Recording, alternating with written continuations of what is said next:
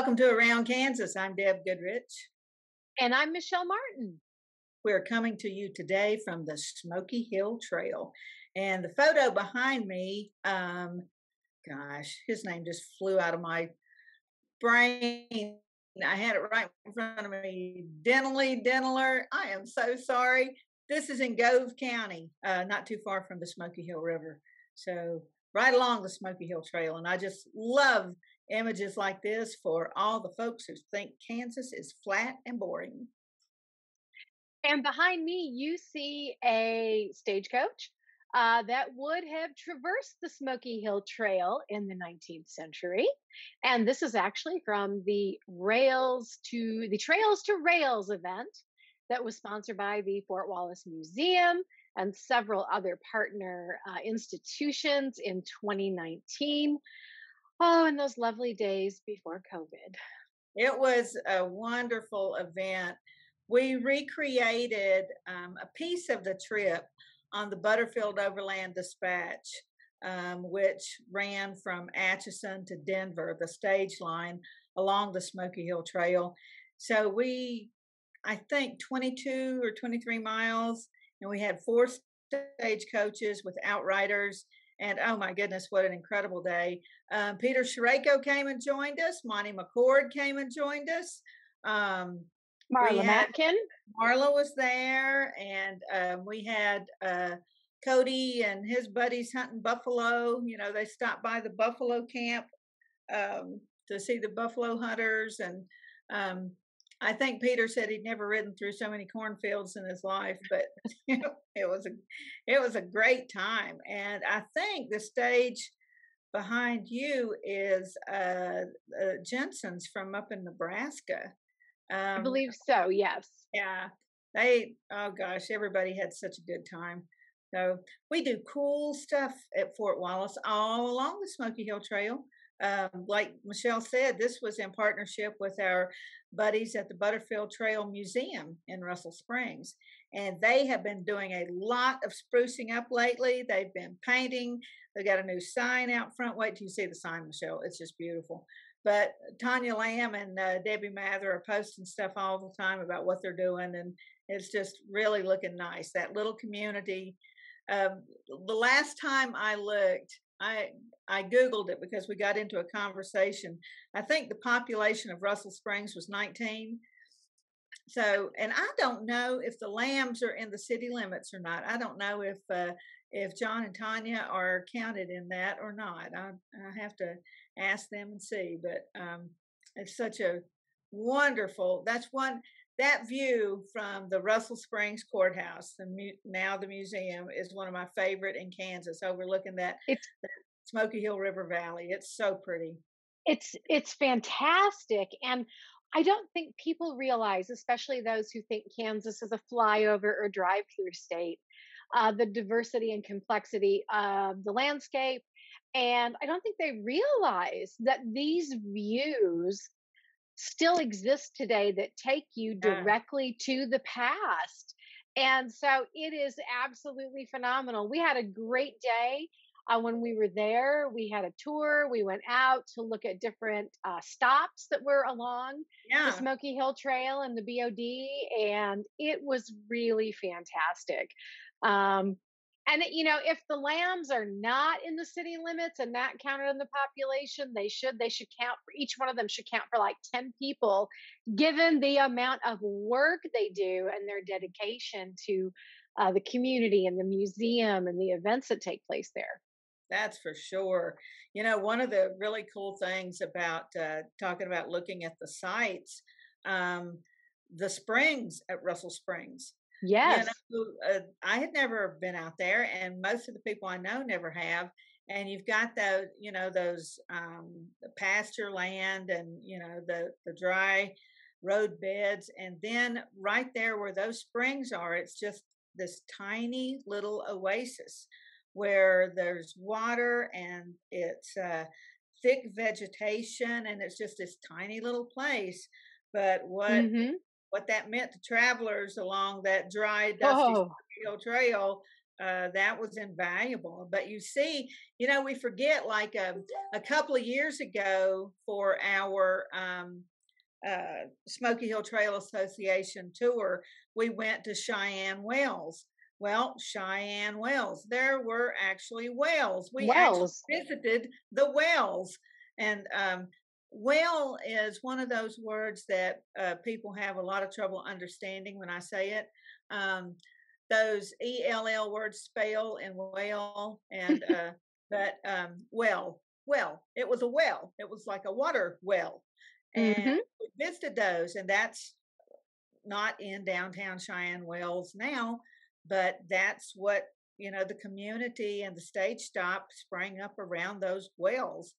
And it was so cool. There had been at one time kind of a rocky ledge that provided shelter at Cheyenne Wells. That's collapsed, but we walked all over that ground, and it's private property, so you have to get permission. But that's one of the great things about joining these organizations, because Yes. they get permissions for these organized groups to visit, where you as just John Q citizen by yourself might not be able to do. But Right. with a reputable group of people, or semi-reputable,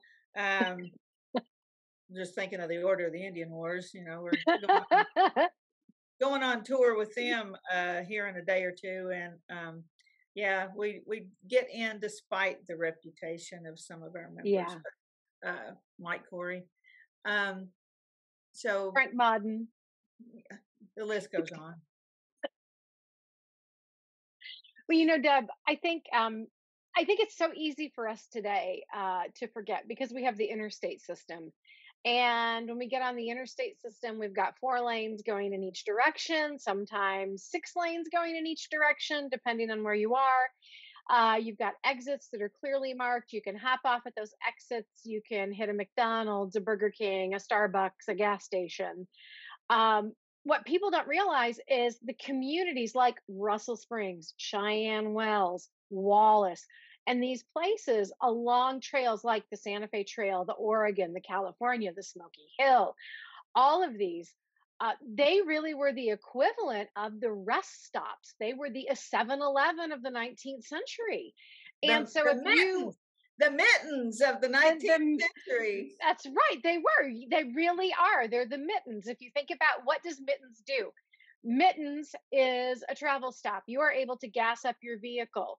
I believe, don't they have a garage connected to mittens? So Oh, you can get there's auto everything. repair. You can stop at the IHOP and eat. You can get snacks for the road. You can relax. Well, You can even get medical attention now. They've got an urgent care. So if you're traveling and mhm. feel ill, or have some issue, you can stop at the urgent care. Literally, they've got everything, just like they would have done back in the day. Yeah, in the 19th century, when you stopped in at the different locations, you would have been able to feed the horses, feed and water the horses, or you would have been able to switch out teams if Mhm. you were at designated stops for the Smoky Hill or the BOD. You could switch out teams of horses. You could go ahead and get meals. You would be dropping off mail, picking up mail, cargo in Right. some cases, Yep. people would be getting on and off. And in some cases, if you'd reached and it was too late in the evening, then you would stay the night, you would stay over, they have lodging. So really it is, it's the equivalent of the mittens before there was mittens. And people don't realize that these end up becoming the kernels of communities that spring up, because Right. when you have those places to stop along the trail, then you need a general mercantile to go ahead and help bring in supplies and provisions and all of the other things that begin to come with it, and then it creates community. And so understanding the trails helps you understand communities, and it helps you understand people.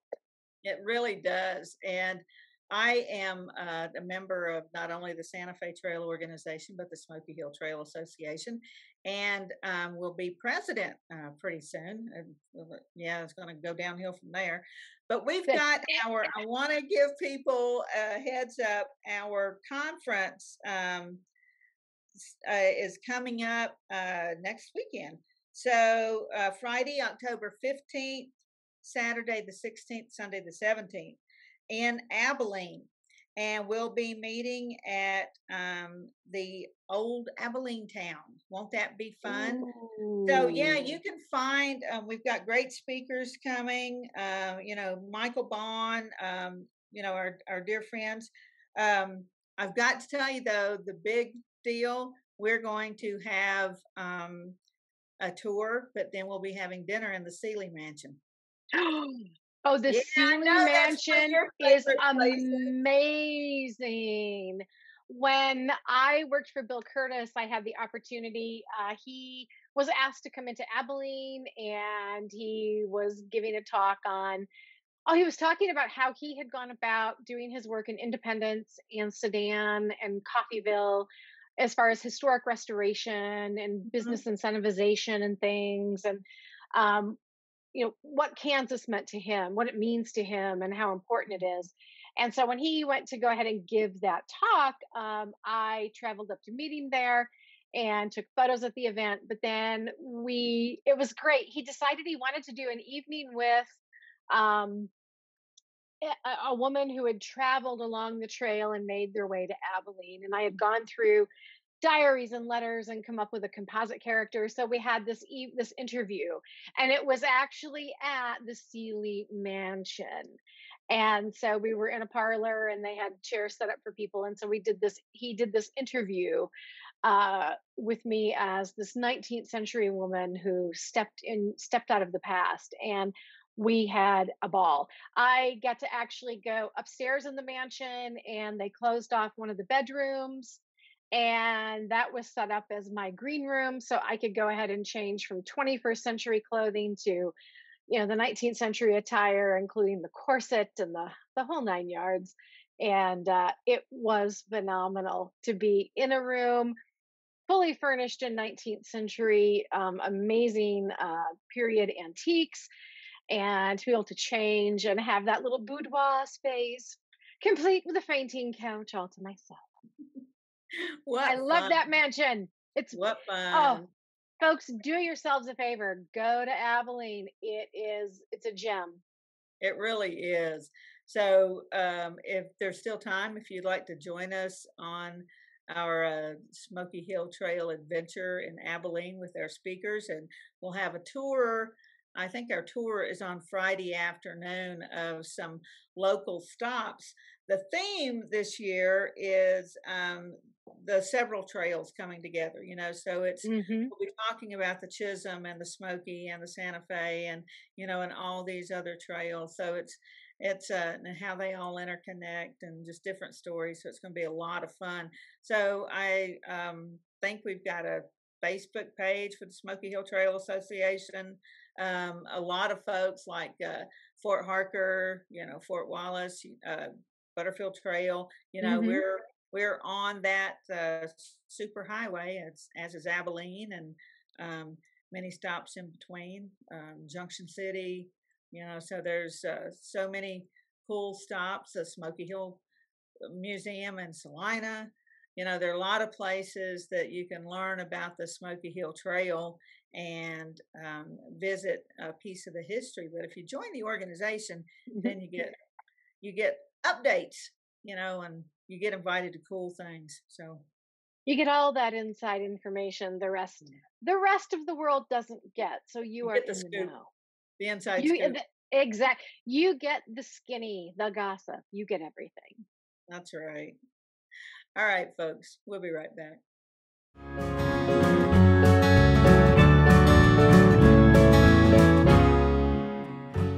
In 1821, a trade route was opened from Missouri in the United States across prairies and mountains to Mexico. In 2021, we will mark 200 years of epic conflicts and grand adventures, larger-than-life personalities, and sweeping landscapes. Join us on an historic journey. The Santa Fe Trail lives on. Find us on social media or santafetrail.org. Welcome to the Western Kansas Wildlife Travel Center, right here in my hometown of Oakley, Kansas. We're the front door of Western Kansas, located on 3 main highways, I-70, US 83, and US 40. And all those roads lead to history, beautiful scenery, and adventure, no matter which direction you go. We now have an IHOP. That brand that you've trusted up and down the road in all your travels is staffed with local folks, real people, just like you and me, and we're waiting on you to join us. So for fun, adventure, fuel up, fuel your body, and let's have some fun.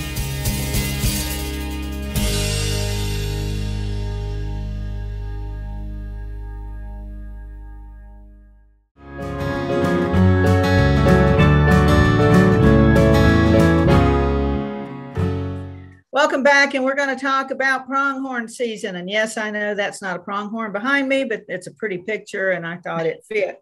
So no angry letters from all you deer hunters out there. Jane and I were at the museum the other day at Fort Wallace, and this young man comes in to tour the museum. Really nice young man, K-State student from Fredonia, Kansas, place that Michelle is very familiar with. Mm-hmm. And he was out there hunting pronghorn. So the firearms season just ended. That's real short. You know, it's just 2 or 3 days. But the archery season goes on through the end of October. So all you strong-armed hunters can take your bows, and of course the competition to get a license to hunt pronghorn in Kansas is pretty stiff. And while we were in the museum, Darius Busson came in and he was giving the guy pointers, and he said, well, you need to, Darius, grew up right there, and he said, well, you need to, watch around the water, because they can't get too far from water, except those with the canteens around their necks, and he said, some of them, but don't shoot the canteen, make sure you don't hit their canteen when you shoot them. So, hunting tips from Darius. Yeah. There you go. Well, I grew up in Michigan, and so we saw, white-tailed deer they were probably the most plentiful. Yeah. Along with pheasant and quail and chukar and other things, and turkey. And so the first time I actually saw pronghorn was when I moved to Kansas. Me too. And it was actually when I was buffalo hunting in Hoxie, Kansas, while we were tracking the herd of buffalo. All of a sudden, this group of pronghorn came bounding through, and they just bounded right over the fence and just bounced and made their way right along in front of the herd of buffalo. And the buffalo looked at each other like, what are those things? They have springs for legs. My goodness. And they just kind of sat, and the buffalo watched. Literally, you could see their heads kind of going back and forth, watching the procession of pronghorn. And the pronghorn then went off into the horizon. And it was actually really interesting to see the pronghorn, and to be there with the buffalo, and to think, wow, if they would have had the ability to take out a pronghorn or two, the guys probably would have, and we would have been processing bison and pronghorn. But what I want to know is, what does pronghorn taste like? I have had it, and it's very good. Of course, all of those things depend on who prepares it. And one of our friends out at Wallace had prepared this, and man, it was good. Venison is the same. If you've got somebody that knows what they're doing, it's really good. If you don't, it's not. And my brother, one year for Christmas, had been hunting, and we had venison stew for Christmas dinner. It was very, very good. My brother's a pretty good cook. Was a pretty good hunter and a pretty good cook. So it just all depends on who prepares it. That's the bottom line. We had, Michelle, at Bent's old fort, when we had the Santa Fe Trail Symposium out there a couple of weeks ago. We had buffalo ribeye. Oh, there's nothing better. It was to die for. It There's was nothing so better. good. So good. These caterers really knew what they were doing. It was awesome. It was just, oh my God, it was so good.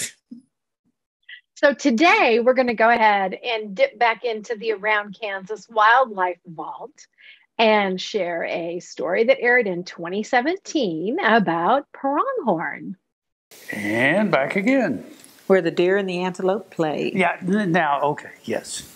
Where the deer and the antelope play, and the skies are not cloudy all day. What a lie. Anyway, well, the thing is you see deer, but I have yet to see an antelope. So. Okay, so the other day, if you're in the right place in Kansas, you see antelope all the time. And the other day, Dr. Jake calls. He'd gone out to somebody's ranch, and he calls, and he said, there's an antelope. He's been here for 3 or 4 days, and he's in this pasture, you know, just a mile or two from the house, if you want to come and take pictures, because we were working on, you know, a project, and he thought I might like the pictures. So I go out there, and the antelope, unlike the deer who will come up and pose, you know, in front of your car, the antelope are more skittish. And this little guy apparently had gotten separated from his herd. And unlike deer, and this I did not know until I was researching the story and talking to Dr. Jake, who is a veterinarian and knows these things, they don't jump fences like deer do. So, did you know that? They go to the gate or what? They break a lot of fences, and that's why a lot of ranchers don't like them. And so this little guy, he's there in this fenced-in pasture, and I don't know if he can't get out. I don't know what his issue is. Tune in next week, folks, for the continuing saga of little Andy the antelope, and we'll see what happened to him. But Jake was going down the road one day, and this antelope comes through the field, and he crosses the dirt road there, bounces. He hits this barbed wire fence, and he bounces back. It's like, you know, boing. He runs at it again, boing, again. And it's like, are you a moron? I mean, what's your problem? But they don't have, apparently, that same ability. I mean, the deer just sail over these things. Yeah. But antelope are just not quite built that way. And it's, maybe that's why you don't see too many antelope. Exactly, Frank. But that may be why you don't see so many. I don't know. They're still running into the fence somewhere. Boing. Yeah. So that's... Yeah, is that sad or what? Okay, well, I'm going to really watch this so I can see what an antelope looks like. We're here for you. The antelope, or more accurately the pronghorn, is a unique species to North America. Historically, pronghorn ranged throughout the western 3/4 of Kansas and were considered nearly as numerous as bison. But by the late 1800s and early 1900s, unregulated harvest reduced pronghorn to the western border of the state. Trap and transplant efforts were initiated in 1964 in Wallace and Sherman counties. Pronghorn were reintroduced into Barber, Comanche, Ellsworth, Saline, Gove, and Morton counties later. A Flint Hills population of pronghorns was also established in Chase County with releases from 1978 to 1992. The western Kansas reintroductions were successful. There are about 2,000 pronghorn in the westernmost 2 to 3 tiers of counties. A few pronghorn from Barber County and 50 or so remain in the Flint Hills, which was the eastern edge of the historic pronghorn range in the U.S. None remain in Ellsworth and Saline. As the landscape becomes more intensely developed and modified, it becomes more and more difficult to find space for larger animals like pronghorn, and landscape changes such as the loss of native prairie to agriculture, urbanization, and tree growth resulting from fire suppression have not been favorable for pronghorn. Even fences can present a significant barrier to pronghorn movement and survival. As a result of these things, the amount of good pronghorn habitat is limited in Kansas. Even areas with extensive native grassland, like parts of central Kansas that might appear to be suitable for pronghorn, have seen reintroduced animals dwindle or disappear. There is a healthy population of pronghorn in Kansas, but they are primarily restricted to the west. Well, I'm Frank. I'm Deb. And we'll see you somewhere around Kansas. Howdy.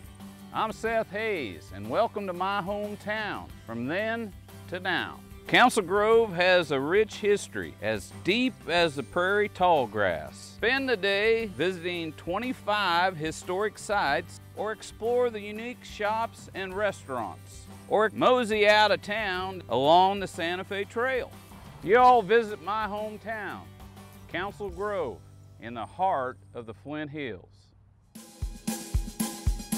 Okay, looks like it's time for our tour. Welcome to the Fort Wallace Museum.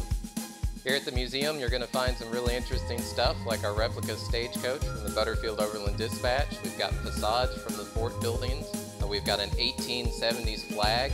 There's a plesiosaur that was discovered locally. We've got the Ray pump organ collection. We're a little bitty place with a great big story, and we'd love to have you.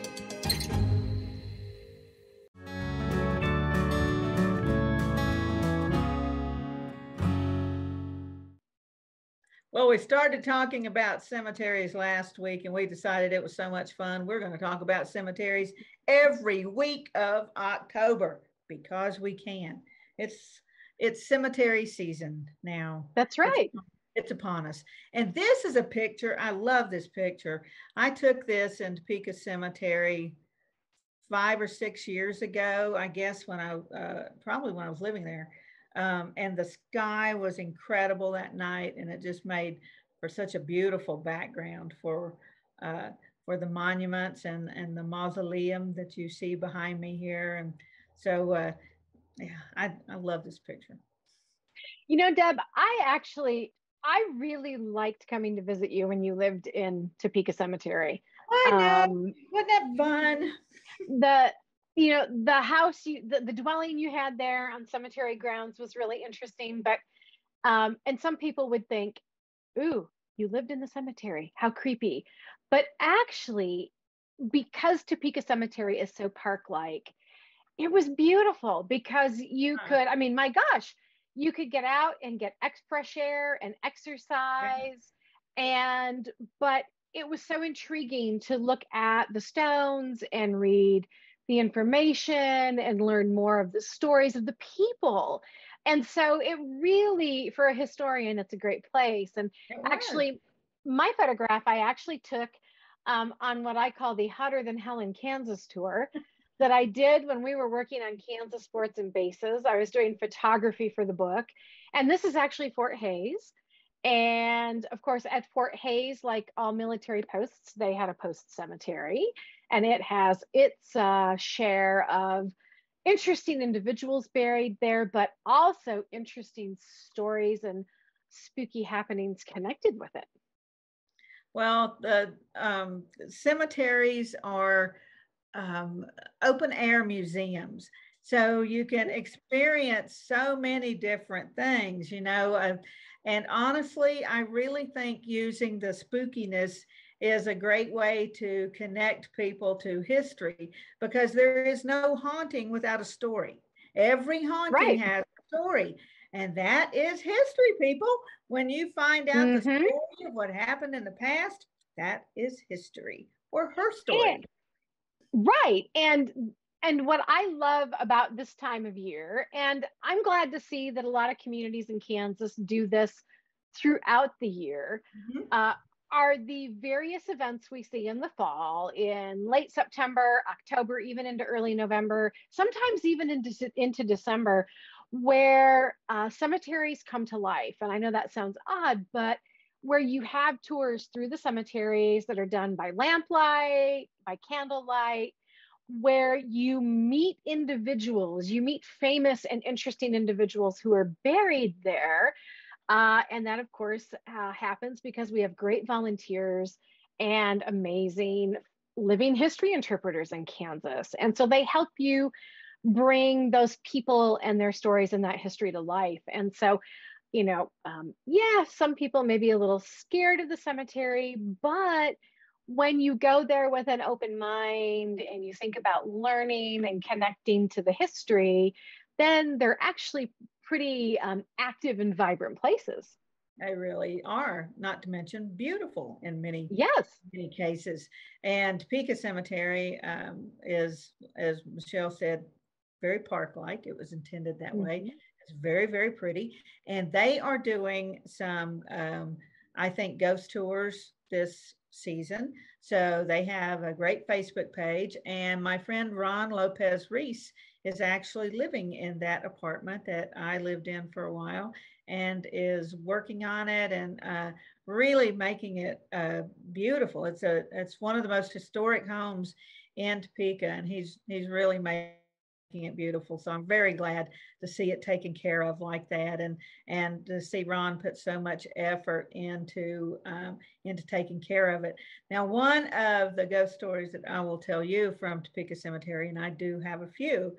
There, the occupant of that apartment before I was there had a little girl, 3 or 4 years old. He had just had her on weekends, and so she all of a sudden she has an imaginary playmate. And he, didn't think much about that because a lot of kids do. But one night he got up in the middle of the night, and there are 2 sets of French doors that lead to the balcony there in that apartment. It's on the 2nd level, and he looks out, and there's a little girl, and he described it as old-fashioned clothes, and she had ringlets in her hair and old clothes, and she's sitting on the porch. And he said he really got the feeling that she was waiting for his little girl to wake up so that they could play. So I showed him, there's no photograph, but I showed him a drawing of little Edna Dinsmore, who was 8 years old when she was murdered, the first child murdered in Shawnee County. And he said that's what the little girl looked like. It looked like her. She had the little ringlets and the style of dress. And so little Edna, I think, had found a playmate.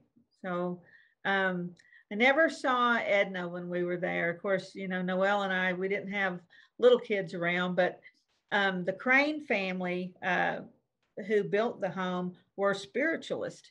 And Dr. Crane often said that, he loved this place, that he would be back here.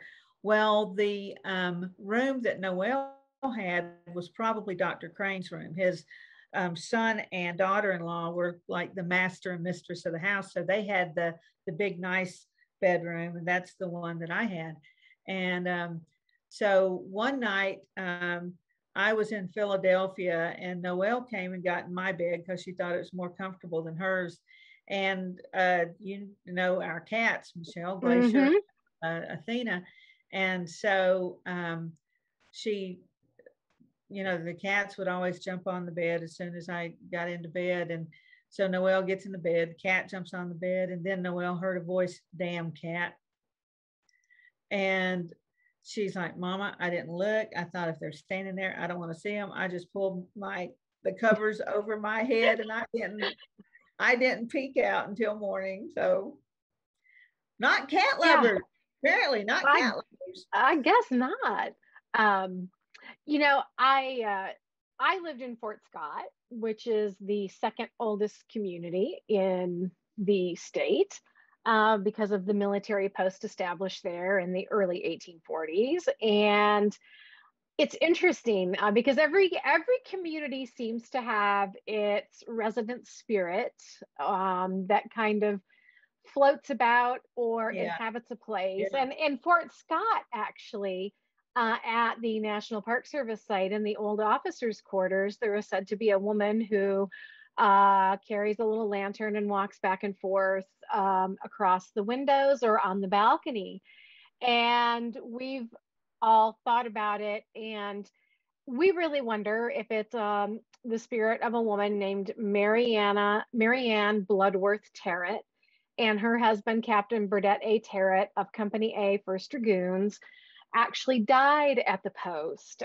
He was dismounting his horse, and somehow his reins became entangled in his sidearm, and the sidearm discharged, and the bullet went into his torso through his lungs.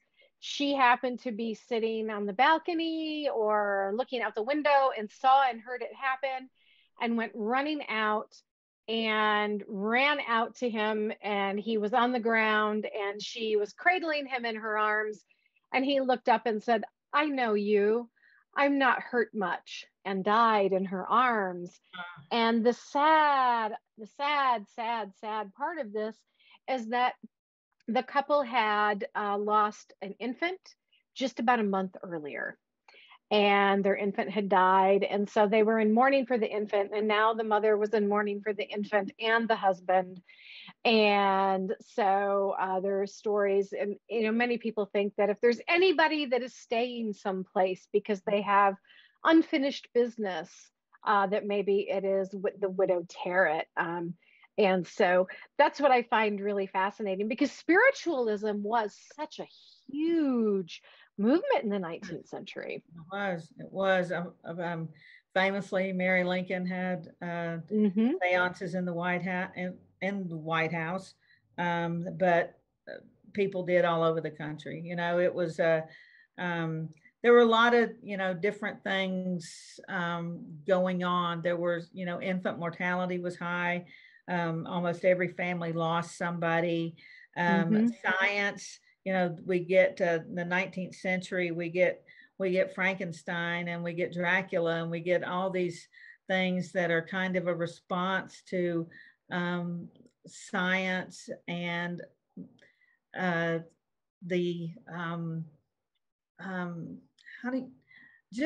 we're just questioning so many long-held beliefs. And so it's a fascinating time, and the literature reflects that. And of course, I also say you can divide history into two very distinctive periods: before Prozac and after Prozac. And we still need to be putting it in the water supply. Yeah, no kidding. If the current situation is any example, we need it in the water. Or lithium springs. They figured out that lithium helped manic depression because they found this community where everybody was happy. That's because there was lithium in the water. By golly, there you go. We need lithium worse than fluoride in the water. I'm telling you that. Yeah. When I run for president, that's going to be my mantra. That's lithium for everyone in the water. Lithium for everyone. There you go. Deb, I love the fact, though, that our Kansas communities find creative and inventive ways to go ahead and bring the past into the present. And actually, in the month of October, starting Saturday, October 16th at Fort Hays, there will be guided tours of the Fort Hays Cemetery, where you're there after dark, and those amazing living history interpreters will share the stories of individuals who slumber in the cemetery there, and you'll learn more about them and their lives. As a matter of fact, there in that cemetery, it's really interesting. You've got 2 soldiers killed in a gunfight, a soldier who died of rabies, a woman who died of what was listed as a mysterious illness, people run over by horses.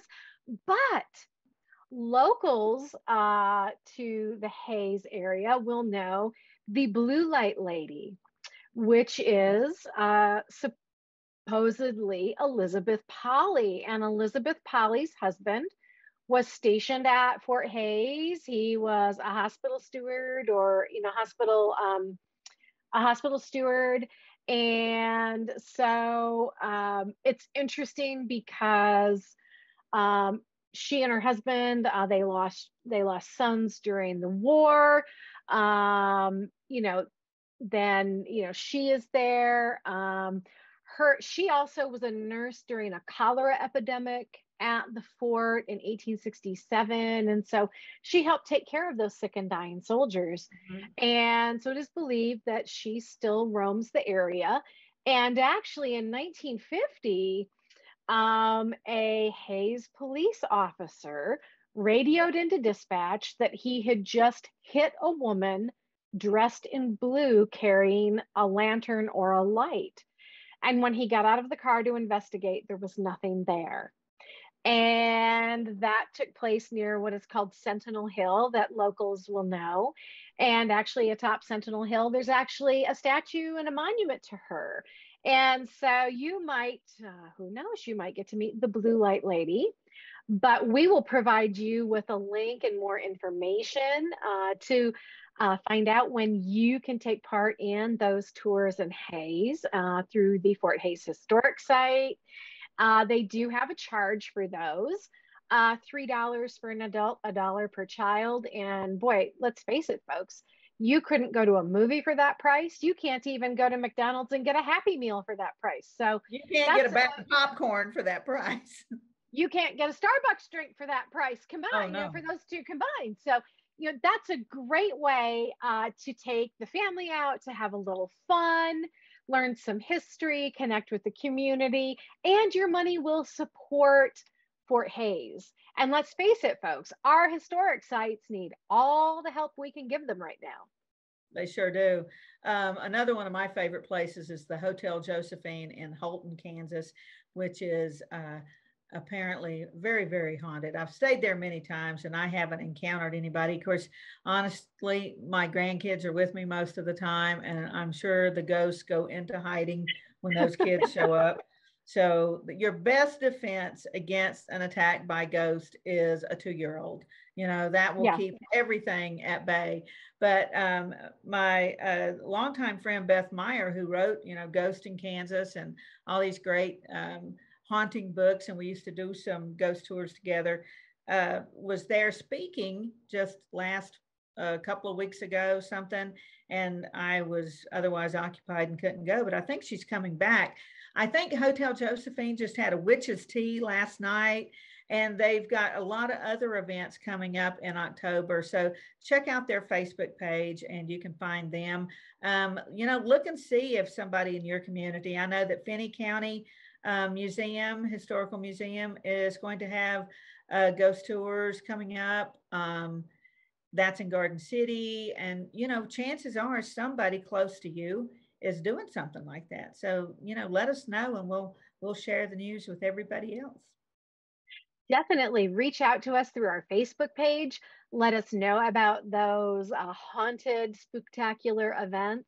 We would love nothing more than to share them with everyone across Kansas, around Kansas, so they can come to your community and take in Kansas history in the fall. Send us your ghost pictures. We'll share those. Deb, when I was in England in 2017 and we went to Hampton Court Palace, and if we have any folks who love the Tudor period in English history, of course, that is the residential palace of Henry VIII and his numerous wives. And it is at that palace where Jane Seymour, his third wife, gave birth to a son.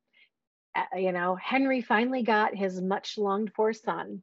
But sadly, just within about 2 to 3 weeks of giving birth, Jane died of childbed fever. And there is a staircase in the palace called the Silver Stick Staircase. And it was really a servant staircase that could connect from the Queen's chambers and get people down to where the nursery was.